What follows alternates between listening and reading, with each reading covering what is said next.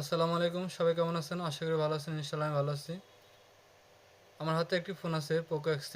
ফোনটা front camera আসতেছে না, ক্যামেরা ট্রাইকিং দেখায় বা ফেল দেখায়, বা অনেক সময় দেখা গেছে ফোন রেসপন্ডেড দেখায়, পুরোপুরি চালু হয় না বা অটো রিবুট নিতেছে।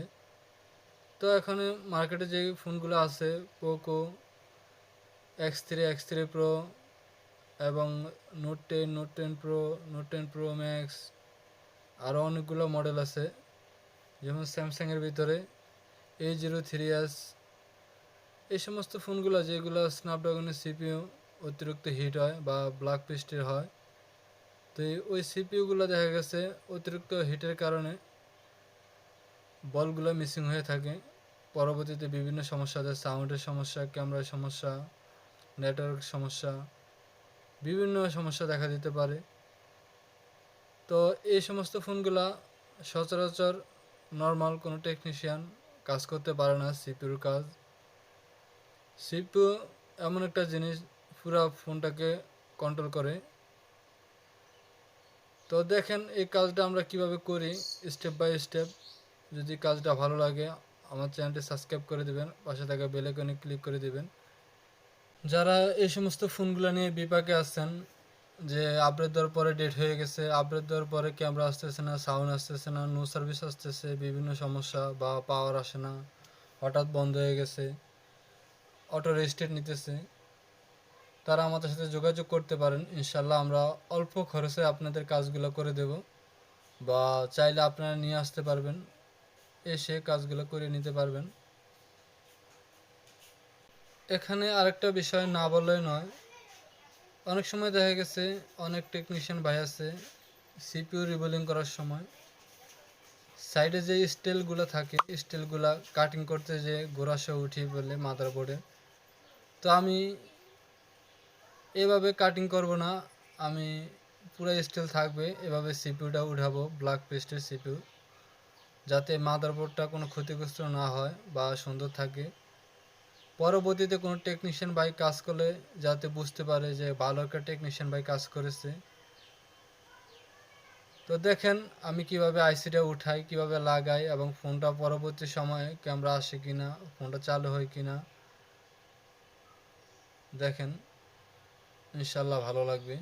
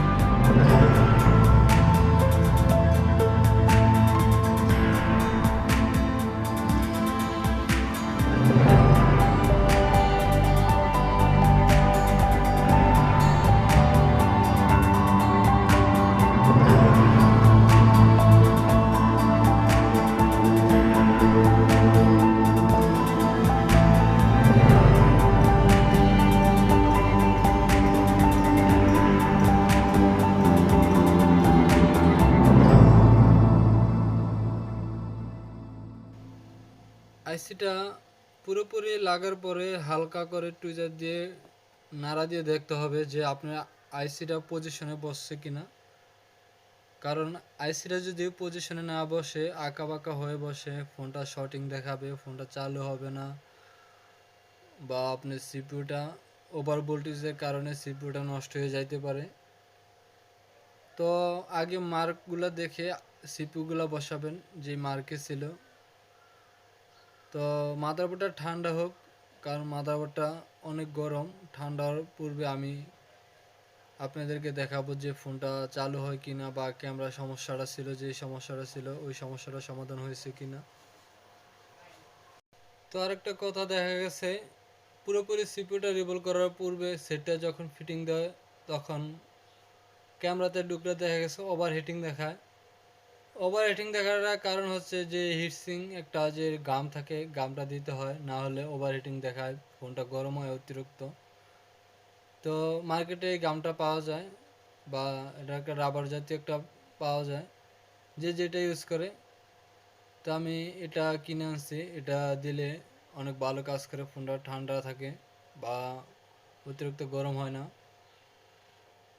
তো মাদারবোর্ডটা পুরোপুরি ফিটিং করার পূর্বে আমি এখন মোবাইলে লাগিয়ে আপনাদেরকে দেখাবো যে আমার যে সমস্যাটা সমাধান হয়েছে কিনা। আর কাজ করার পূর্বে ক্যামেরাগুলো ভালো একটা জায়গায় রাখবেন, পরিষ্কার জায়গায়। দেখা গেছে এই ক্যামেরাগুলোতে ময়লা পড়লে পরিষ্কার করতে গেলে পরবর্তীতে ক্যামেরাটা গোলা হয়ে যায়।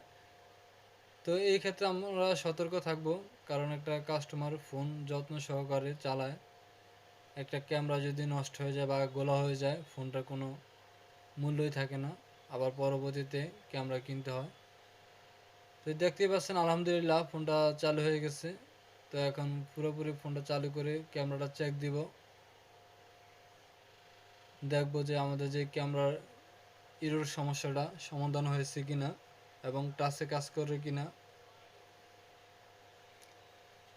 আমরা কাস্টমারের কাছে দেওয়ার আগে সব কিছু চেক করে কাস্টমারের হাতে দিই, যাতে কোনো প্রকার সমস্যা না থাকে। দেখেন আলহামদুলিল্লাহ আমার ফোনটা ক্যামেরার সমস্যাটা যেই সমস্যা ছিল সমস্যাটা সমাধান হয়ে গেছে।